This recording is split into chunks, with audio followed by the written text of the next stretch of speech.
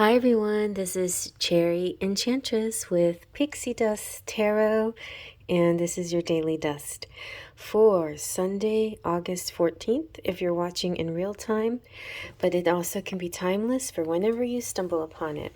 And today we're using the Enchanted Romance Tarot by Cherry Enchantress. So it's a deck that I put together full of pre-Raphaelite, which is my favorite type of artwork. And mostly Sir John William Waterhouse and other pre-Raphaelite artists like Frederick Leighton and Gabriel Rossetti, etc. Yeah, so it's got a romantic energy towards it.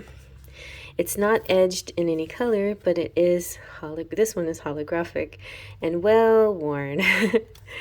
Alright, and I also made a book that goes with it. So my little booklet that I created for this deck. Alright. So let's see what your daily dust is. It's a great deck because it's comfortable, fits in my hands, it shuffles nicely, and it looks pretty too.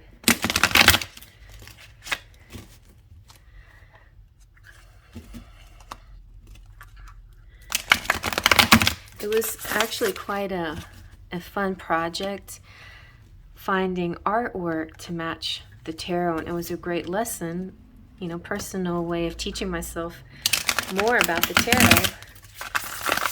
So I thought, yeah, it was pretty fun. Like it had just happened accidentally.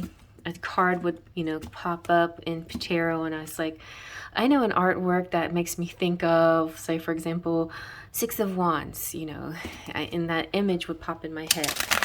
And I know artwork that reminds me of the Tower, and then I thought, why don't I just put all these pieces of art together that remind me of the tarot cards that I'm thinking about. All right, let's see what we got. All right, we have the Chariot. And we have Six of Cups. Now, I could read this in reverse, but I'll tell you both sides of the story. And then we have, ooh, Three of Cups. Very nice. I think I know the two sides of this story. Let's zoom in a little closer. So the Chariot is symbolized by Hades and Persephone. But if you can see that man is sitting in a wheeled vehicle carried by a horse. So part of the reason I had a little trouble choosing imagery for the Chariot, but I thought this one was ideal, especially in this deck. I wanted to make sure I had as many couple situations as possible and an underlying romantic situation underneath it. So Hades and Persephone have an interesting story. It's a story of where it's a romance of sorts, and Hades was really crazy about Persephone, and he sort of stole her, but he made sort of a compromise with Persephone's mother, and he said, I'll keep her 6 months out of the year, and you can have her the other 6 months. And so that's how the story goes. But I think, Persephone, even though it shows her being abducted and taken away, there was a strong connection that they had here and a love. Now, besides this, the image and the meaning behind the image, the actual meaning of the Chariot is very beautiful. It's about victory and willpower and focus and this unstoppable drive. There's this destination, heading towards this particular destination, intent, a lot of self-confidence, and definitely just a successful story. That it comes from an assertiveness and a surety, and just knowing what you want, and you being the captain of the ship, taking hold of the reins, so to speak. But it could also be somebody that has this ability. So maybe there's a bit of resistance, because since Six of Cups came out in reverse, Six of Cups represents nostalgia and remembering the good old days, and maybe an ex coming through, you know, somebody that you once knew, or maybe somebody that you started to establish a relationship with and it just petered off, or for some reason you can't keep connecting. It could also represent past life loves. There's definitely about nostalgia, imagination, kinship, a kindred spirit, sharing and giving. This could represent the love language of gift giving and a nice exchange back and forth. It's like the simple pleasures of life, good intentions, reconnecting, you know, in a good way. It also represents the twin flame recognition for those of you who are interested in the twin flame message, because it's that seeing this person feeling like, oh, I know you. Have we met before? There's something so familiar about you. So that kind of instant feeling that you get sometimes when you come across a certain person, of just kind of like maybe knowing them from somewhere, you know? And so it being in reverse, I think it's just, there could be this chance that you feel a little resistant towards it. Like, is this for real?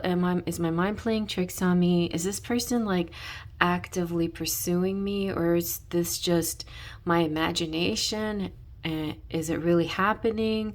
So it's just I think a little resistance. For some others of you, it could be an ex that you maybe feel a little resentment towards, and you just don't want them to come back. But maybe you do. Maybe you're just, you know, you're not fully like being honest with yourself. For some of you, it's like that. But I think for the majority of you, it's just simply resistance to this happening so suddenly, so quickly, and so kind of serendipitously, you know, like, wow, this is amazing. It's almost too good to be true, but it actually is a beautiful and good energy. Then it moves into the Three of Cups, which in my deck is called the Tryst. So this is Romeo and Juliet, and, you know, it has a little bit of the taboo to it. Not saying that you don't belong together, but initially you may not talk about it too much. You might, you know, do things a little more secretively and quietly. But it generally, the Three of Cups has to do with joy and celebrations and merriment, and sometimes drinking and friendship and harmony and unison. Also, this is the rendezvous card, so like the getaway, collaborations too, of love, like things that you love to do with other people. This is the feeling of feeling inseparable with somebody, or somebody feeling irresistible, magnetic, you know. This is also the card of parties, you know, dancing and singing.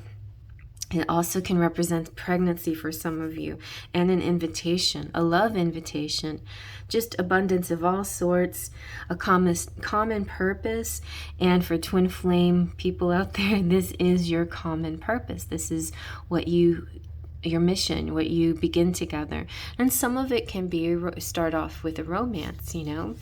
So that sounds really good for Sunday. It could be something on Sunday that helps, or whenever you stumble upon it, that initially it comes to you fast and furious almost, you know, and initially there's a bit of resistance, but yet this familiar feeling, you just can't get over it, and it's sort of like you just give in. You give into it, you let your heart and your body and bodies unites, and you just, okay, you know, you unite, you're together, you run off together, you experience each other in the way that you really want to. Now, this may not be happening all on Sunday, but I feel like this is alluding to a romance that kind of turns like this. So maybe Sunday you'll be getting at least the initial energy and vibe from a person like this coming through. I sure hope so. Anyway, so look forward to that, and I hope you liked it. Faith, Trust, and Pixie Dust.